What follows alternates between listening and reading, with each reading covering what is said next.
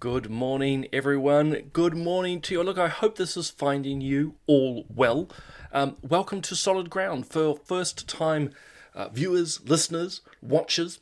Welcome along. Solid Ground is where we talk the cultural, the political, the social, the theological, the philosophical, you name it. We discuss the issues of the day and we just talk them from a solid ground of a good perspective, we think, of philosophy and faith. But something I should quickly add, that is accessible. That is accessible. So it's just my camera there. And look, there's never any shortage of things happening here in New Zealand and around the world, both positive and negative.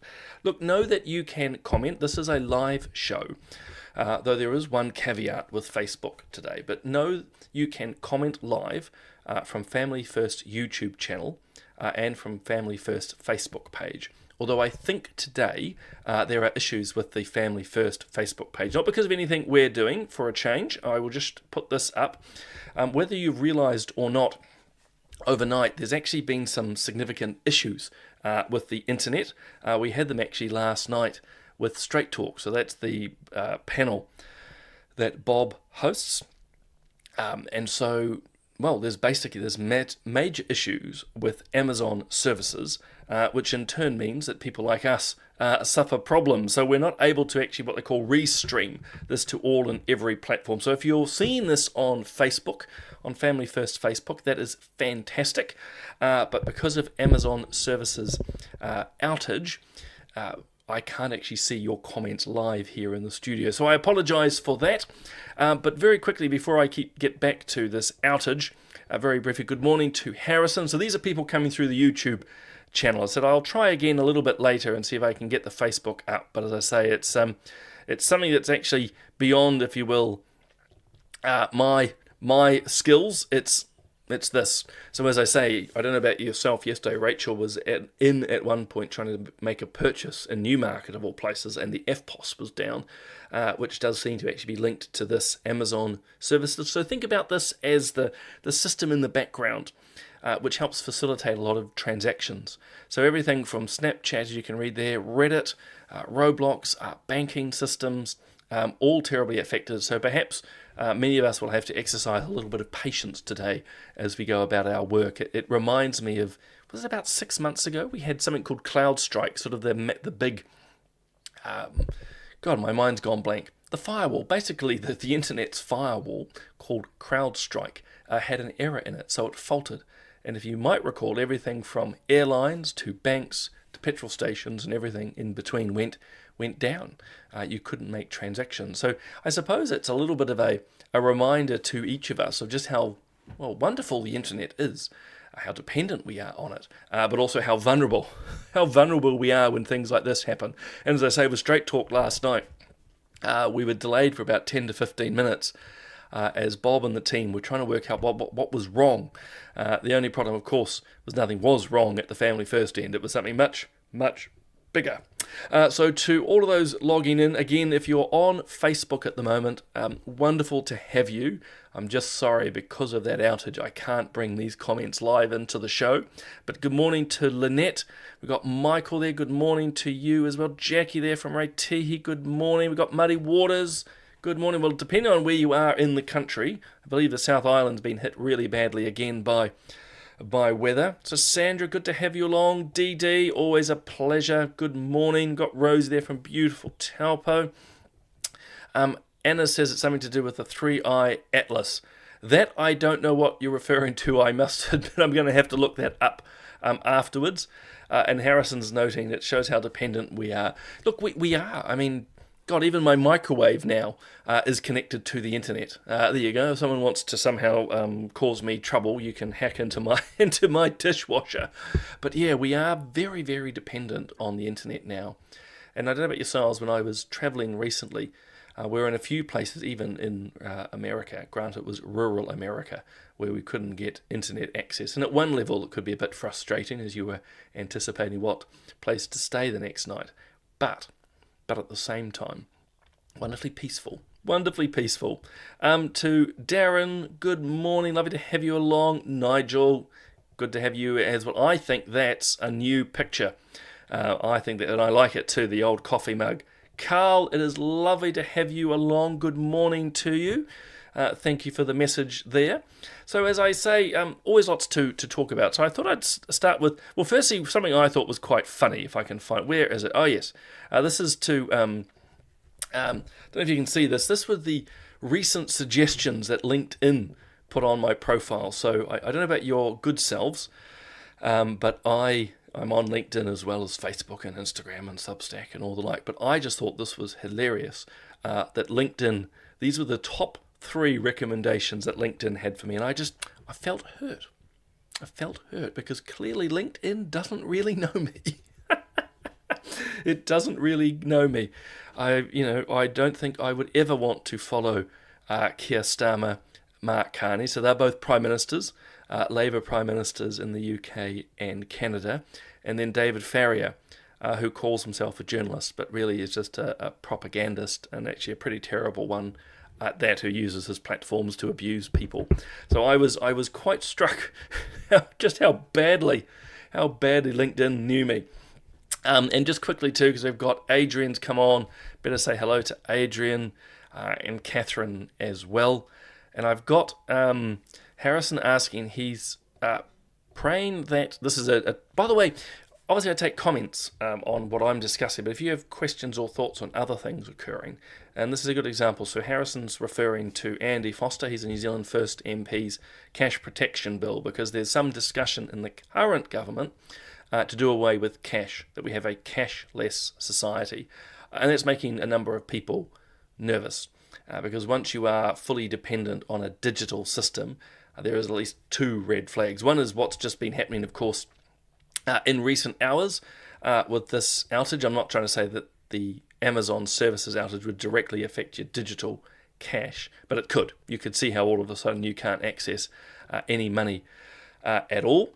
And secondly, of course, once something's completely digital, you don't have full control in the same way you do with an actual $20 note.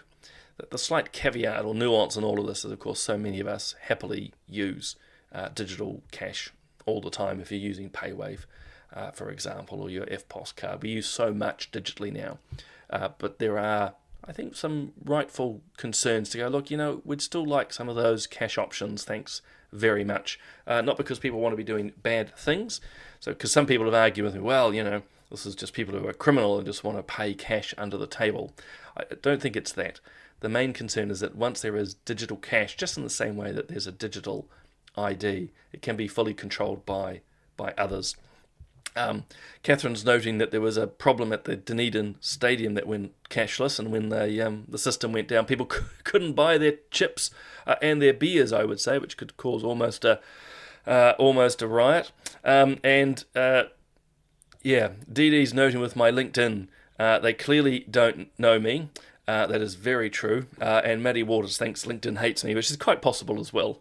Yes, and Nigel's agreeing, I think, down where Harrison's mindset is as well. Oops, I've pressed the wrong button, have I? There we go. Yeah, they can be concerning. And it's the same with the digital ID. I'm still processing my thoughts around that. I get a lot of emails, as does Bob, around the digital ID in particular.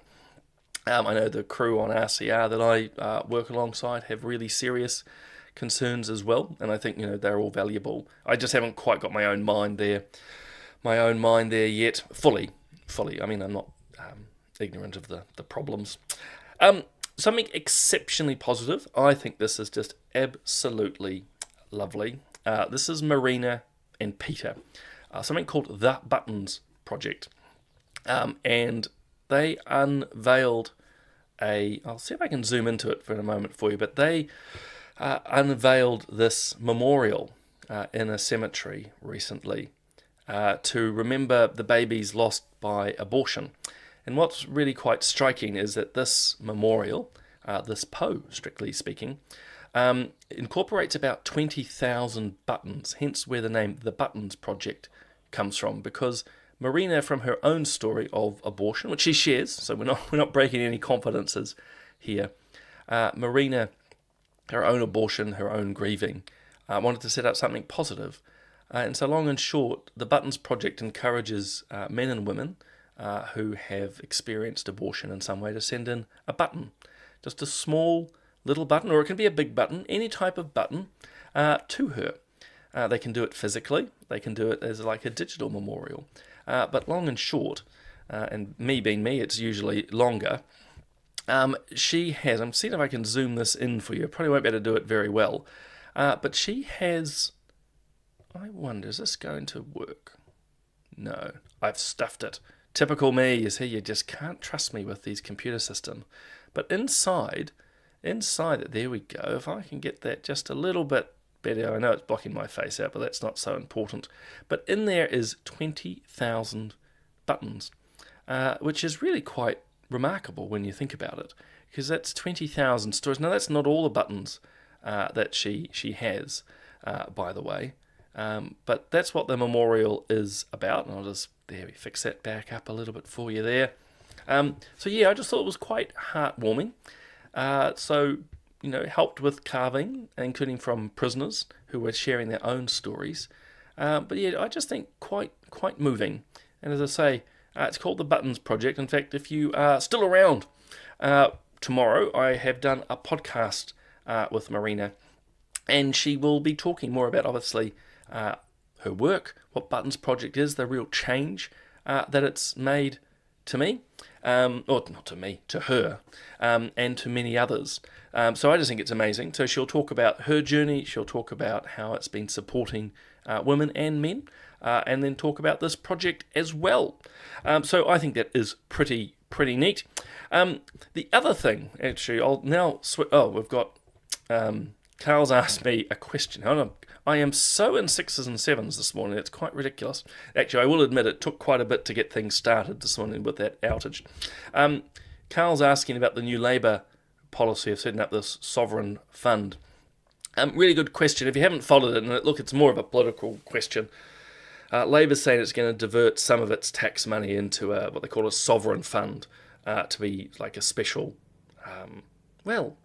special fund, special pot of cash to spend on projects. At one level, it sounds really great. The government's going to prioritise some of your tax money for certain projects. It's actually very similar to what New Zealand First has announced. Doesn't make a lot of sense, though, to me, Carl, because it's just the government shuffling money around. So look, kudos to Labour for actually announcing an economic policy this early on. Strategically, I think it's trying to show weakness in National, that it doesn't seem to have very clear policies at the moment. But it's actually quite a brave thing to do of a opposition party to put policy out so early, because the earlier you put policy out, that enables the government of the day to turn its resources or its figurative guns on you and obviously pull the policy apart. But what worries me, or what doesn't particularly attract me, is by taking tax money, and yep, you call it a sovereign fund, you call it whatever you want, you put it into a separate bucket. It's still a slush bucket, if you will, that the government of the day can use to spend on what it wants. So yep, it could be more investment into technology, it could be more investment into schools or roading, but equally it could be money they decide to put into crazy projects or funding their media mates and so forth. So yeah, let's see where it goes. And as Catherine says, it's copying Winston's idea, but I think there's still a fault there as well, even though it's Winston. I think it's a sleight of hand. To Edmund, good morning, lovely to have you along. But yeah, I think a lot of these times, and I've been in politics long enough, a lot of it can just be a sleight of hand. So yeah, speaking of sleights of hand, terrible segue. Actually, you would have, if you were following Bob yesterday, he talked about this, which I thought was crazy. I'll let you read the headline as I take a sip of coffee. That's much better. So, according to Radio New Zealand, God, I'm losing my English now after a cup of coffee. I swear it's coffee. Gay dads struggle with postnatal depression. So this is where the money, your taxpayer money, tens of millions of dollars to RNZ get paid. Now, there's at least two problems with this. Well, but let's start actually. Let's say three things. The first is dads will struggle. Doesn't matter if they're gay or straight.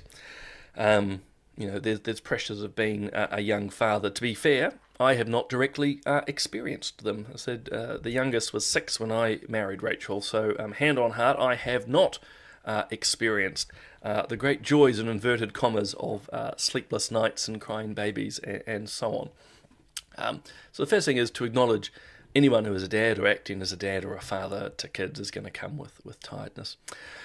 But there's two key points which we need to push back here. Now, Bob's point yesterday was just what an absolute waste of time this article is by RNZ, and pushing actually a wrong narrative, because in fact it doesn't matter if the dad is gay or straight, they're all going to struggle with postnatal depression. Even now I'm making mistakes. Dads who are going to be tired from having children, whether they're gay or straight. That was Bob's point as I understood it. The second point, which I'm stumbling into, is men don't get postnatal depression. Now, I'm happy to be critiqued by someone with a deeper medical knowledge and background to myself. And by the way, good morning to Foo Dogs Trucking, who's now wondering whether there's whiskey in my coffee. No, there isn't. Would be far too early. And nor is there any other substance in my coffee except for coffee. And actually, I will admit to viewers, I put hot chocolate in here. So I make a mochaccino in the morning, which probably means I'm going to lose most of you as my viewers. So really, there's two problems here. One is trying to make out and overinflate gay dads. Okay, all dads, regardless of their sexuality, are going to get tired with a newborn, but RNZ is obsessed with LGBTQI plus topics and just wants to push one group, in this case gay dads, onto a particular pedestal. But the major point that I have, and I can see some comments coming through, men don't get postnatal depression. This is what we would call in the industry BS, because it is a family show. I won't actually expand on that acronym. Men don't get postnatal depression. Women do. Okay, it's a hormonally driven thing. Can any parent, male or female, get tired, exhausted, frustrated? Of course they can. Many of you will know it better than I do through direct experience. But the idea that men get postnatal depression, or that gay men get postnatal depression, is just utter rubbish. And this is the rubbish, the crap, I'll use that word, that RNZ is dishing out to you. And it reminded me of this. It's this theatre, this performance, which we're beginning to see from some gay couples. This was something out in the news a couple of weeks back. I have no idea who these two guys are. I just feel sorry for the child. But again, it's just performance, and it's BS. Because here he is, pretending to have birthed a child. In fact, they're mocking women, I would say, in this situation. These men have had nothing to do with childbirth. There is nothing physical about it. There's not even an emotional ride. The mother, of course, is not even in this picture. She's been pushed out within seconds, so these two guys can play pretend. And it's insulting to women, as I say, and I do feel sorry for that child. But this is the performative rubbish which we have to put up with through the media, because, of course, like this article, they run it over and over again, trying to normalise something which is demonstrably not. Okay, it's demonstrably not. And jumping back to this one here, men don't go through childbirth. Let's just say it again. Let's underline that clearly. They don't go through childbirth. There is no need to be naked with the child, pretending that you're in a hospital bed, lying down and bonding. Again, it's just absolute rubbish. Absolute rubbish. And we just have to put up with this, unfortunately. That's the nature of modern media. So look, it's a bit of a theme from us here at times at Family First, but just be aware of these, just not even so much subtle narratives, but they're just constantly. And Muddy Waters has nailed it. In irony here, just in case anyone misses it. But that's actually a big part of what you see from a lot of this woke or progressive narratives. It doesn't matter if it's around LGBTQI issues or even the likes of Palestine. Think of Greta Thunberg recently. It's all about themselves. Not about the actual issue, not about the child, not about the suffering in Gaza. It's all about themselves.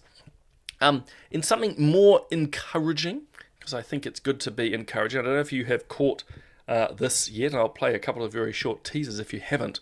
But we had two detransitioners at the forum this year, Izzy and Zara. Very, very powerful testimonies.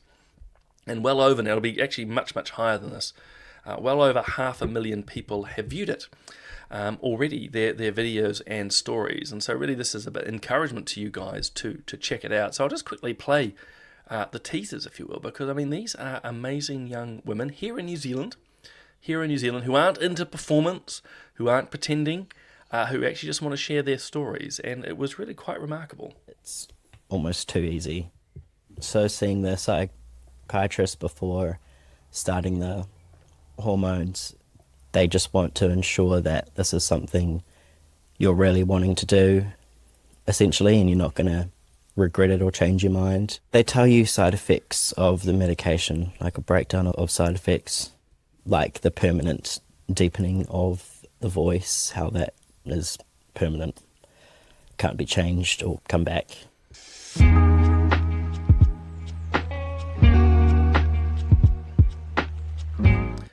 So that's Izzy. So I mean, that's only a part of it. It's all on YouTube, or go onto the Family First website. Bizarra's testimony is quite powerful as well. I was on testosterone for 2 years. My voice dropped after about 6 months on testosterone. I developed facial hair. I gained muscle really quickly, and I smelled different. I was more sweaty when I was on testosterone. I smelled more like a man. I found that on testosterone, my ability to compartmentalize, it was just easy. I felt like I was thinking in straight lines on testosterone and then thinking in squiggly lines going back. I changed emotionally as well. I found it very difficult to cry, and that when I was angry, I was very angry like nothing before. I couldn't cry when I was sad, but when I was sad, it was deep.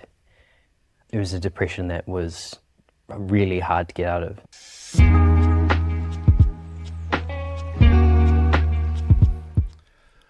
I was struck. Well, I mean, again, powerful stories, but yes, men, we must have a particular stink, and like that crying and anger thing, I thought was fascinating, as well as a bit of an insight. But please go and check out these guys, well, girls strictly speaking. Go and check out Izzy and Zara's story. It really is quite remarkable, very, very powerful. And yeah, it's a story that the mainstream media won't run. They don't want to talk about it. Of course, the mainstream media wants to promote transgenderism, wants to promote the medicalisation of children, but they don't want to report these stories. So we do. We do. And look, final thought, just to leave you with the irony of our global systems. This is from the United Nations. United Nations Women of all things. This is one of their latest reports. And you just can't help feel the crazy irony in all of this. So when women lead, peace follows, which, you know, nice phrase. I don't particularly think it's true. But look at the image, because nothing says women's freedom, leadership and rights like wearing a burqa or whatever one. I know there's different types, so I probably used the wrong term, but burqa is something we use more generally. This is just an example of further woke BS. And it infects the UN like nothing else. Absolute absurdities here. Particularly the double irony that in places like Afghanistan, Iran, Gaza, women who are forced to wear these items of clothing, to be treated as chattels, are abused routinely, are not allowed education. It is just beyond awful, and for many women, and most women, the likes of the burqa are a sign of oppression, and yet the UN celebrates it. That's what's quite sick about this.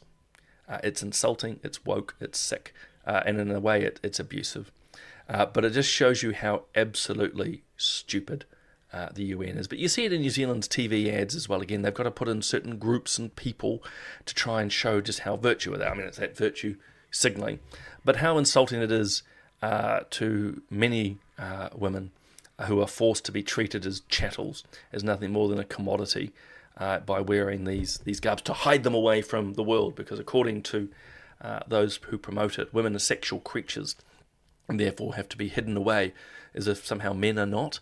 So look, I've got little time for the likes of the burqa. I mean, people can choose to a degree what they want to wear, but I don't buy the argument that this is a free and happy choice at all.